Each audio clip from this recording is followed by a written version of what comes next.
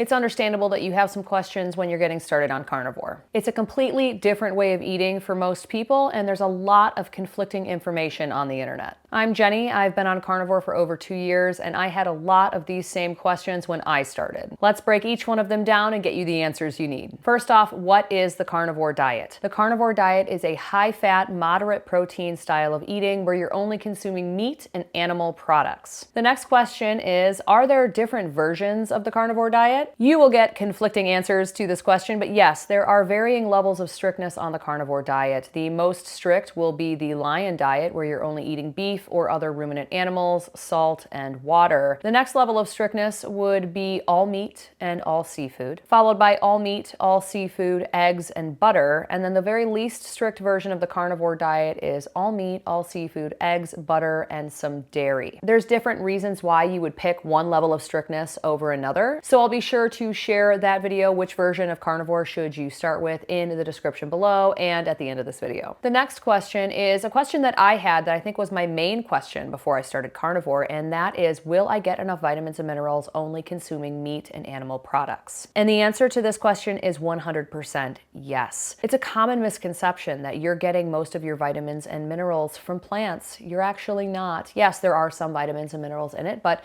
the amount of vitamins and minerals in a plant is dependent on a lot of factors, including the quality of the soil in which it's grown. And if you know anything about soil quality, which why would you, but I'm going to tell you a little bit about it. Our soil quality has become so bad the past few decades, it's very hard for a plant to pull any nutrients out of the soil. So today's fruits and vegetables are nowhere near as nutritious as they were in the past. That being said, even in the past, most of your nutrients were coming from the meat and animal products you were consuming. You can get different vitamins and minerals from different cuts of meat. Chicken will have some things, beef will have others, seafood will have others. So having a really good mix of different animal products is wise. You know, including some liver, you can get some vitamin A, including some sardines that have the bones in them can help you get some calcium. But in general, yes, you will get all of the vitamins and minerals you need consuming a carnivore diet. The next question that I get often is, will eating only meat and all of this fat clog my arteries? This is another common misconception that has been pushed for the past, 50 to 60 years. Eating fat doesn't clog your arteries. Specifically, eating animal fats doesn't clog your arteries. This is going to be a gross oversimplification of how this process works, but your arteries don't just clog willy-nilly. Plaque forms because of damage that is happening inside of your heart arteries. The plaque is basically covering a wound so that you don't bleed to death. In the absence of this damage, in most people, unless you have a genetic abnormality, you will not be accumulating plaque. So what causes the damage in the first place? Metabolic disease can play a big part. Insulin resistance is always one arm of metabolic disease. Insulin resistance just means high blood sugar. When you have metabolic disease and high blood sugar, you typically also have high blood pressure. And our arteries are not built to withstand even slight increases in blood pressure. Oxidation can be another huge source of damage. So smoking, drinking excessively, eating a lot of ultra-processed foods and vegetable seed oils for an extended period of time, environmental pollutants, all of those things can cause oxidation, which can cause damage to the inside of your arteries. Illnesses can cause damage to your arteries. Bacteria and viruses, lupus, sickle cell anemia, and many other conditions. In a healthy person, the way it works is if there's damage to your artery, your body comes in and forms a blood clot over the injury. That blood clot kind of acts like a scab. Just like if you skin your knee, your body forms a scab over the wound. In a healthy person, once the wound is healed, your body would reabsorb all of the materials that go into forming that scab, which includes blood clots, calcium, cholesterol, and so much more. But if you're not healthy and you have continuous damage occurring inside of your heart arteries, a long-term plaque can begin to form. Again, it's very important to understand that plaques don't just form in the absence of damage to your arteries. If the damage is not occurring, Plaque is not forming in most cases. On a carnivore diet, yes, you are consuming a lot of meat and a lot of fat, but one thing that happens across the board is you are lowering your blood glucose levels. You are becoming more insulin sensitive. You are cutting all of the ultra-processed foods and vegetable seed oils. Hopefully by this point you have stopped smoking, you're not drinking, and also trying to reduce the environmental toxins that are hitting you from all sides. So when you are lowering the inflammation, when you are stopping the damage in the heart arteries, the plaquing is not going to occur anymore. So to answer this question, sorry, that was a long explanation,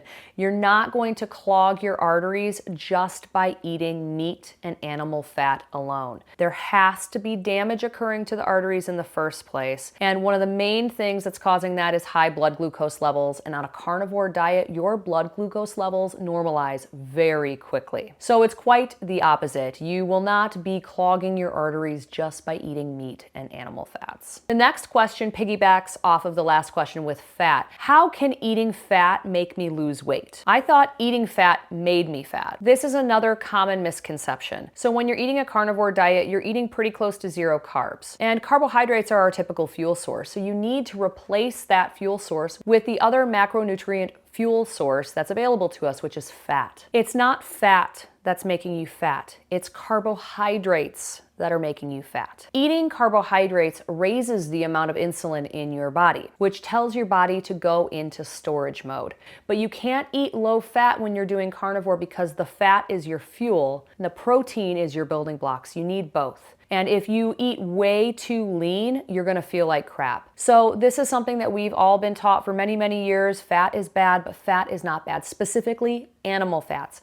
Animal fats are not bad. Your body needs them to thrive. There is a caveat to this. It is entirely possible to eat too much animal fat. 100%. The whole key here with losing weight is you want to get into a ketogenic state where your body is utilizing your fat stores and breaking them down into ketones for fuel. So if you're eating way too much food, way too much fat, you're just giving your body all that it needs through your diet instead of allowing your body to tap into those fat stores. So yes, it is entirely possible to gain weight on carnivore, but that doesn't happen very often. Speaking of weight, the next question is, how much weight can I expect to lose my first month on carnivore? And the answer to this is, I don't know. It's different for every single person. I think it's important for you to get a baseline weight and also to take baseline measurements. How your clothing fits is going to be an excellent indicator of weight loss. And then also how you're feeling physically and mentally. I think the scale is the absolute worst measurement tool we have in our arsenal, and I know of many people that lose inches before they lose pounds. So I think maybe getting a DEXA scan is really important because then you can see body composition changes. You might not be losing any weight on the scale, but when you look at your body composition, you're losing fat and gaining muscle, and muscle weighs more than fat. So of course you're not losing weight on the scale, but you are losing fat. That's important to know. So I think measuring your progress in multiple ways besides the scale is important. In general though, most people lose some weight their first month on carnivore. I personally lost 8 pounds. That is the most weight I'd ever lost on any kind of diet, any kind of dietary lifestyle, and I was hooked. The next question is, what can I eat and drink on carnivore? Like we discussed earlier, there are varying levels of strictness, so be sure to check out that video because it goes into a lot of detail about what you can and cannot eat at various levels of strictness. For most people starting the carnivore diet, I think all meat, all seafood, eggs, and butter are an excellent place to start. I want to touch on dairy because some people can include dairy in their version of carnivore and be highly successful with it. I am not one of those people, so let's talk about why it works for some and not for others. Dairy can be highly inflammatory, especially pasteurized, ultra-pasteurized dairy. There is an argument out there that raw dairy isn't as inflammatory, and some people have a lot of success with it. I have not tested that theory yet, but for me, I cannot do any kind of dairy except for butter. And I think that's a big exception. Most people, if they're sensitive to regular dairy, they can still eat butter because the milk sugars have been removed from the butter in the churning process. So what's left behind is just fat. and most people can handle that. Dairy is also highly fattening. So the whole point of dairy, if you think about it, it's a cow feeds it to their baby to fatten it up to help it grow. It has carbs, fat, and protein, so it's helpful for that. But if you're eating an excessive amount of dairy and not losing any weight, there's a reason for it. You know what I mean? It's also very easy to overeat dairy. Here's my advice. If you're starting carnivore, I think you should cut dairy as much as you possibly can for the first month, and then reintroduce dairy one item at a time and see how you feel. You might not even realize that some of the bloating or joint pain or just regular aches and pains, inflammation kind of things, you might not even realize that you are experiencing those things because of the dairy you're consuming. Most people consume a lot of dairy and they have their entire life, so they just assume they feel that way because that's just, how life works, right? Well, not necessarily. So I really think it's important to cut the dairy for at least a month and then reintroduce it and see how you feel. For me personally, I have Hashimoto's hypothyroid. Anybody with Hashimoto's hypothyroid should not be consuming any kind of dairy. It is highly inflammatory for people with thyroid conditions. So that's why I don't include it. Now, I love dairy, so I end up doing dairy maybe once or twice a month just because I love it. And if I'm doing it that little, it's okay. It's when I'm eating it several times a day for a few days in a row that I really start to suffer. I have joint pain, I feel bloated, I gain weight very quickly, and it's fat that I'm gaining. I do DEXA scans so I can see where I'm gaining weight. So yeah, dairy doesn't work for everyone. So you're gonna need to figure out if you're going to be including that in your version of carnivore. Let's talk about what you can drink. Water. Sparkling water. I drink coffee. I drink decaf black coffee. A lot of people drink regular coffee, decaf coffee, whatever. I personally don't think you need to eliminate coffee to be successful on carnivore. There are some people, experts in this space, that do think you do. So you're just gonna have to figure out what works best for you. Some people drink tea. Tea is very high oxalate, so I try to avoid it most of the time. I know of some people that drink diet soda on carnivore. I've been known to have a Sprite Zero from time to time. I wouldn't want to drink it all day, every day, but I don't think it's that much of a problem unless you have a sugar addiction and it activates that sweet tooth in you. You know what I mean? I would definitely avoid anything with sugar in it, obviously. I would avoid anything with just a ton of dairy in it. If you're drinking a Starbucks drink of some kind that is mostly dairy and all that kind of stuff, it has so many carbs in it. I would avoid that. And I would avoid energy drinks. There's just way too many ingredients in them. So in general, water, sparkling water, coffee, tea, and some people can do some sugar-free drinks. What about spices and salt? I think everybody can include salt. You're gonna have some carnivore purists that are like, no spices, blah. I use spices every single day. Garlic powder, onion powder, smoked paprika, Italian seasoning, things like that. You're literally using a few sprinkles of it. It's really not a big deal. But for the most sensitive people out there that are coming to carnivore because they're really sick, I think cutting everything out except for salt in the beginning can be really effective, and then reintroducing one thing at a time and seeing if you're getting a reaction to them. For me, I came to carnivore to lose weight. I didn't have any kind of debilitating illness that I was trying to improve. So I am not as sensitive to things like spices and things like that. You will figure out what works best for you as you continue on carnivore. Piggybacking off of spices, what about sauces? So I use mustard, Dijon mustard. I'll use a sugar-free ketchup once in a blue moon. I will use any kind of vinegar. I also found a really good low-carb barbecue sauce that I will use if I am making brisket or ribs or something like that. I also use a buffalo sauce from Primal Kitchen. It's made with avocado oil. It's absolutely delicious. So the main things I'm looking for in a sauce: no vegetable seed oils, no sugars, and a really clean ingredients label. So just read the back of the labels and use your discretion. You don't want to be drowning your meat in sauce either. Use a tablespoon or two, But in general, long-term carnivores, a lot of us are using these low-carb or zero-calorie sauces. I have a completely free grocery list that I will send you. Just head over to Instagram, follow me over there, and send me a message saying you would like the free grocery list, and I'll send it your way. The next question is everything about keto flu. You may run into some keto flu symptoms your first month on carnivore. It's completely normal. Keto flu is just carbohydrate or sugar withdrawal. When you stop consuming carbs, your body is going to crave them and you are going to experience some withdrawal symptoms. Let's quickly go over what some of these symptoms can include. Fatigue, anxiety, racing heart, diarrhea, constipation, headache, nausea, food aversions, aches and pain, and sleep disturbances. I have a complete video on the keto flu that I will link in the description below. You should definitely check that video out after you're done watching this one. But one of the best ways you can mitigate the worst of the keto flu symptoms is by using some electrolytes. The electrolytes that I use are Element. I recommend using their raw, unflavored electrolytes in the beginning of carnivore. When you start carnivore, you're most likely going to be losing some water weight. And when you're losing water, your electrolytes can get out of whack. A lot of the fatigue and bowel movement related symptoms that you can experience with the keto flu are related to electrolyte imbalances. I recommend doing 1 packet of their raw, unflavored electrolytes in 16 to 24 ounces of water first thing in the morning, right when you wake up, even if you're not having any kind of keto flu symptoms. And then you can have a couple more of these packets throughout the day to help get over any of the symptoms that do pop up. Right now, Element is offering my viewers a free sample pack with any order, so you can head over to the link in the description. It's drinkelement.com/Jenny Middich. That's DRINKLMNT.com/Jenny Middich and get your free sample pack with any order today. The next question is, isn't the carnivore diet really expensive? Well, it doesn't have to be. I mean, it can be if you're buying like A5 Wagyu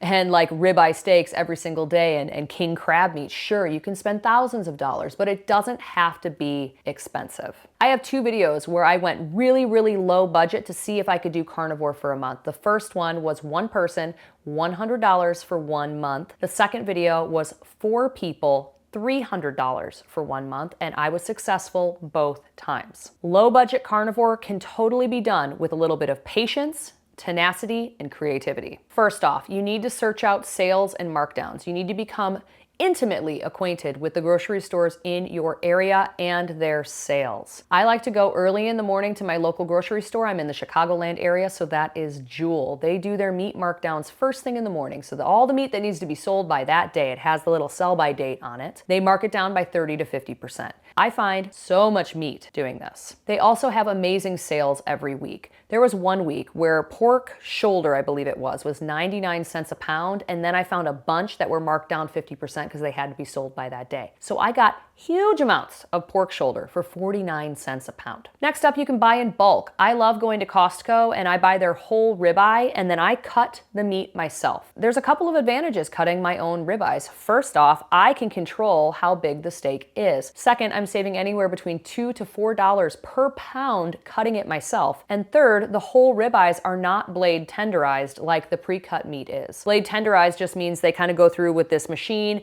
and it tenderizes it by cutting holes, little tiny holes into it, but that can also introduce bacteria. Now, I have never had a problem with a blade tenderized steak, but on the label, it says that you should cook these to at least 160, which I'm always cooking my steaks medium rare, which is anywhere between 125 to 130. So while I haven't had an issue, I would prefer just not having them blade tenderized in the first place, so I get the whole ribeye. You could also buy from a local farmer or rancher. You can buy a quarter of a cow, half a cow, a whole cow, put it into your deep freezer. You could get together with a few of your neighbors or other people that are doing carnivore and split the price of a whole cow. There's a couple of other things with carnivore you may not have thought of that will save you some money. First off, you're not going to be eating as often. Your appetite declines drastically when you're eating a ketogenic diet. You're just not going to have the crazy glucose spikes that you used to have when you were eating carbs. So most carnivores are eating maybe twice a day, and they're not snacking in between, so you're not going to be consuming as much food. Next, the food that you are consuming is super nutrient dense, so you're getting the most bang for your buck. The health benefits that you are going to experience, improving your health in general, are going to save you tons of money in the long term. You may be able to get off the medications you've been taking, and that can save a bunch of money too. The next question, how much should I eat and how often? Here are some baselines that you can aim for. For females, you should be eating at least 1.5 pounds of meat per day. For males, it's at least 2 pounds of meat per day. A lot of people like to have minimums for calories, so I say aim for a minimum of 1,600 to 1,800 calories with a macro macro breakdown of 70% fat to 30% protein. All that means is you'll be eating the same amount of fat and protein in grams. So let's say you're eating 150 grams of protein, you're going to be eating around 150 grams of fat to hit that 70% fat to 30% protein ratio. I have a whole video about that ratio if that is confusing to you that I will link in the description. In the beginning of carnivore, you're going to eat whenever you're hungry. Your appetite is going to even out. Most carnivores I know are eating 2 to 3 times per day with very little snacking in between. The only time I do snacking is pretty much when we're on like a road trip, a long road trip in our Airstream. But other than that, for me personally, I stick to 2 meals per day. The next question, how strict do I need to be for how long? I think in order to see any kind of benefits on carnivore, the bare minimum amount of time you need to do it is at least 30 days, but I really think you should aim for 90. I do not think you need to stay carnivore forever, but you also can't just go back to a standard American diet. You need to have a complete lifestyle shift if you really truly want to improve your metabolic health. So maybe you'll start to incorporate some fruits or vegetables, keeping it lower carb and whole real food. But yeah, I don't think most people need to stay carnivore forever, but it can be a great reset for a lot of people. And then there's people like myself, I've been on carnivore for 2 years. I just feel better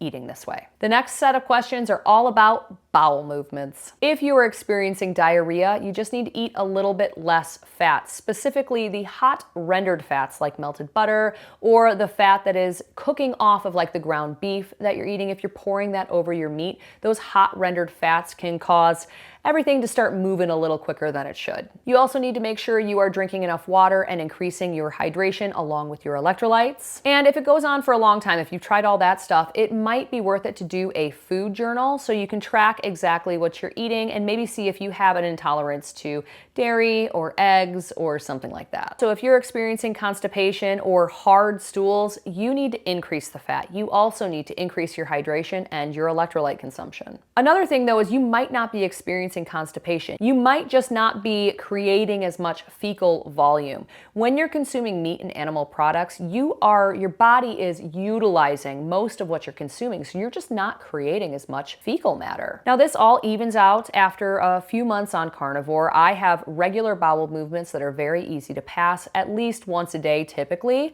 so that will even out. But in the beginning, your body's adjusting to a new fuel source. It can get a bit wacky. The next questions are related to food boredom and food aversion. What do you do in these situations? These are totally normal. I experienced both in the beginning of carnivore. And for food boredom, that does happen to me occasionally on carnivore, but what I do in those situations is I just mix it up a little bit.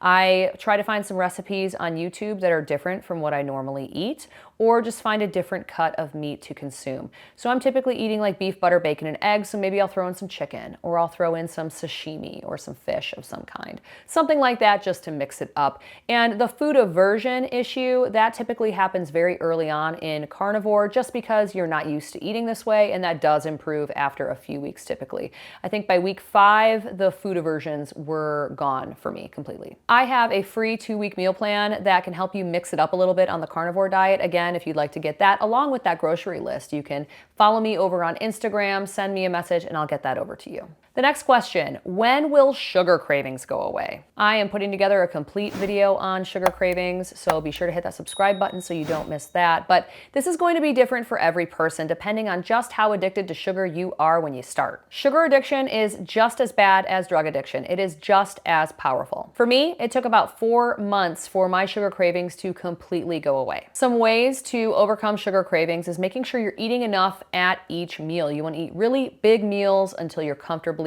stuffed. You also want to make sure you're eating enough fat. A sugar craving could actually just be a fat craving in disguise. If you are having an aggressive sugar craving, just eat a carnivore snack like hard-boiled eggs or lunch meat or beef jerky, something that you have laying around. If you are currently using any kind of sugar substitute, anything that has a sweet taste in it, and you are still running into sugar cravings, you need to cut those sweet tasting items as much as possible. Some of my viewers have reported that using more salt is helpful, or drinking some bone broth can also help with sugar cravings. And of course, the least popular option for reducing sugar cravings is good old patience. Father time. With time, your sugar cravings will improve. And if you do slip up and have something super sugary, super high carb, super processed, try to remember exactly how it makes you feel afterwards. Because if you've been doing carnivore for any period of time and then you have one of those cheat meals, it's most likely going to make you feel like crap. Store that in your mental Rolodex so that hopefully next time you see that food item, you'll remember, oof,